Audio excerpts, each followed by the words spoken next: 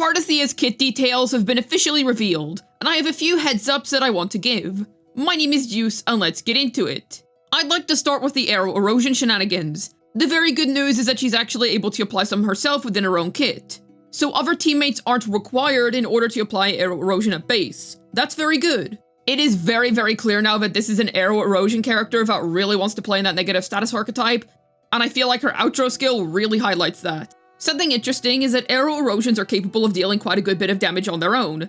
So with this in mind, I expect a lot of Cartethyia's damage to not only come from herself, but also from Aerosion. So in that regard, you do kind of want Shakona because of her 100% Aerosion amp. That is a lot of buffing to it, and I expect that to be a major boost to the team's performance overall.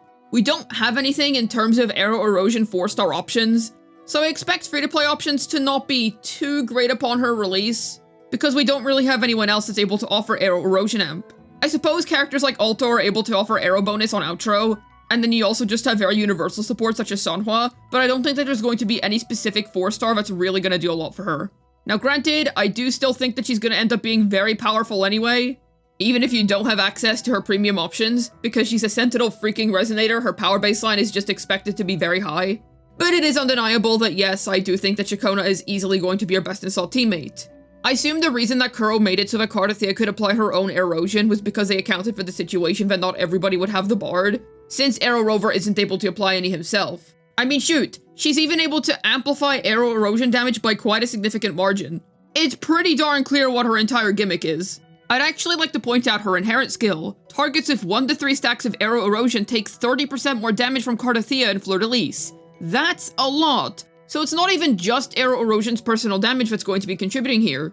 Cartethyia and Fleur-de-Lis themselves are going to benefit from Aerosion, as in their own aero damage that they themselves deal, which is pretty insane. So it is very, very clear that you do want those stacks. And that's not even accounting for the second half, where if you have 3 more stacks than that, then they take 10% more damage from Cartethyia and Fleur-de-Lis for each stack of Aerosion, up to 3 times. So you can do up to 60% more damage in that regard. I'll say this, it is definitely a good thing that they revealed her kit a couple days before Shakona's banner's over.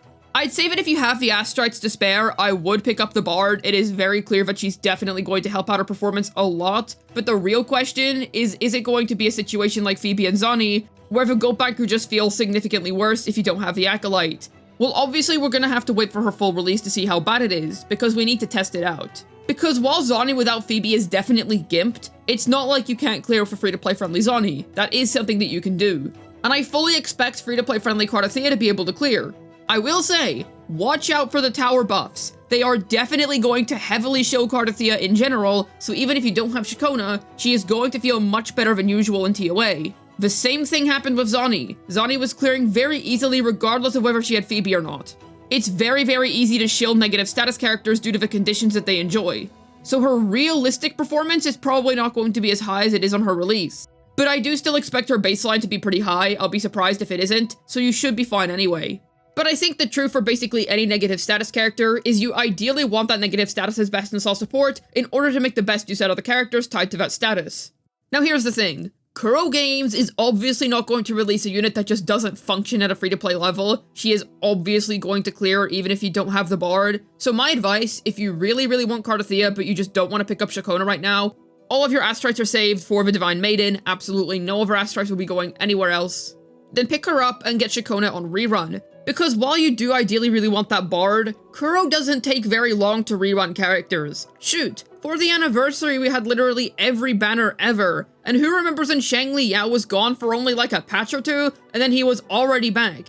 Because he fit pretty well with Yinlin's rerun. Kuro is pretty smart when it comes to banner scheduling. They're not going to keep her away for a very long time. I will say it's unfortunate that Shakona released when she did. I personally would have released her maybe when Cantarella came out. That probably would have made more sense because then we could have had her rerun now. And Cantarella clearly released quite ahead of her time, but hey, this is what we're dealing with. So based on the current situation, if you want to play the most optimal Cartethyia but you just can't get the Bard right now, don't worry about it. She is most definitely going to be fine until her rerun returns. I would recommend getting her in the long run, but on release, I highly doubt that you're gonna need her. But I do expect it to be a significant performance loss, and I do expect it to feel worse. You have to remember, sure, free-to-play friendly Zani can clear, but is the gameplay feel actually good? Now, if it is to you, that's great. But I think most people who have played both free-to-play Zani and Phoebe Zani can agree that Phoebe Zani does feel better. But that's very subjective at the end of the day, and we're gonna have to wait until the character actually releases in order to discern stuff like that. So, is it going to be as bad as Phoebe and Zani? I do expect the difference to be as bad, and I do expect the gameplay feel difference to be as bad. But if the only thing you care about is clearing, which fair enough, you can get all endgame rewards, so who cares beyond that, then I don't think that's going to be a problem. But I would try and grab the Bard before she leaves based on this kit reveal, if you're somebody that cares about playing optimally. Then we've got to discuss her signature weapon. So, she has been revealed to be an HP scaler, because, well, her signature weapon scales on HP. So what does this mean? First of all, on her release, don't panic, but all of her other weapon options are very likely to be bad, just straight up, because this is a bit of a Brant Wuthering Wave situation. What I mean by that is that whenever a character with a brand new scaling releases, and there's not really any weapons that tailor to their kit specifically, the signature is always going to be better than all of her options by kilometers.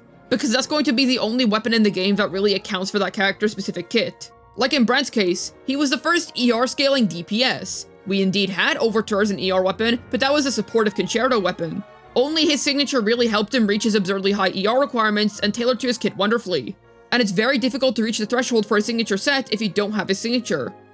Now, unfortunately, to this day, Brant hasn't really received any other weapon options that are able to mitigate this. You're pretty much still stuck to using Emerald of Genesis or another weapon option while using him on the original fusion set. Or if you really want to cope, then fine, Overture does exist, I suppose. He remains as being the most signature-reliant character in Wuthering Waves. Cartethyia is going to be finding herself in a similar situation. She's a brand new unit that scales on a brand new type of scaling that we haven't previously seen before for a DPS character, meaning that every other weapon option is kinda gonna suck. Now granted, we can still rely on good old reliables, such as crit sticks, and sticks that just generally provide useful stats. But the thing is, stats that are useful for every other DPS, such as attack, which most DPSing swords provide, those just aren't going to do anything for Cartethyia. Not to mention how gnarly the passive is. Not only does it provide you with more max HP, really pushing home all that HP scaling, but it straight up has Death Ignore. Nothing too out of the ordinary here, just a broken signature weapon for what is most likely going to be a broken character. However, take a look at the rest of the passive. If a target has at least one stack of Aerosion, the target's damage taken is amplified. Now granted, Cartethyia is able to apply her own stacks of Aerosion, so that's fine. The Bard isn't required in order to utilize the signature weapon. But the point still stands that this is very, very specialized with a mega specialized scaling. I really hope that Kuro Games leans into making event weapons more. We got one for Camellia and we got one for Phoebe. I really do think that they're needed. Because that means that free-to-play friendly weapon options are just never going to come for these characters that have very niche scalings. Now the nice thing about our Blessed Maiden is that HP scaling is far less niche than ER scaling. We're probably not going to get any ER scaling damage dealing swords for a long time because, well, did you hear the sentence I just said? That is a very, very niche type of sword. Basically only Brant would be able to utilize that, so I feel like the next time that we're going to see another genuinely good Brant option is going to be when another character like him comes out. And at that stage, are we just going to get another 5-star weapon option for him, or are we actually going to get an event 4-star? Who knows? But that aside, with Cartethyia, she's HP scaling and a sword user. I think that HP scaling is going to be a lot more common for damage dealers as opposed to ER scaling. But I will say, prepare for most of her weapon options to not be very good on launch. I do think that we'll most likely get more good weapons for her over time, and it's much more likely that we're going to get good weapons for her as opposed to Brant. But I would say that if you're somebody that's not going to be able to get Defire's Thorn on launch, any crit stick sword is most likely going to be our best bet. It's absolutely excellent to have all the juicy details in regards to Cartethyia's kit. I think she's most definitely going to end up being the best Aero Erosion DPS in the game, and I do think that if you pull for Shakona, you're gonna be one happy camper. But I do still expect free-to-play Cartethyia to be good. I am expecting her high investment to do way better than her low investment, but I feel like that's just the general nature of negative status characters. I don't think that she's going to be bad per se as a free-to-play unit. It's really cool to have a fully fledged Aero Erosion DPS, I think that's pretty cool. But here's hoping that we get some more free-to-play friendly gear for her down the line. It is gonna be a little rough on launch, but I don't think that she's going to be bad by any means. If anything, saying that she's just not gonna be bad by any means, that feels like a silly statement. She's a Sentinel freaking Resonator, let's be real with ourselves. She's probably gonna break the game in two, but we'll see how it all pans out. Very exciting release for sure. How about yourself? Are you going to be pulling? What do you think of this kit reveal? Let me know down below. I'd love to hear your thoughts. I also have a second channel if you'd like to subscribe to that. I just yap about whatever I feel like in regards to gacha games. There's PGR, there's EZZ, go on over and check that out. Hopefully this video was able to tell you the truth about Cartethyia's investment. This has been Juice, signing out, and the most important part of her kit is right here.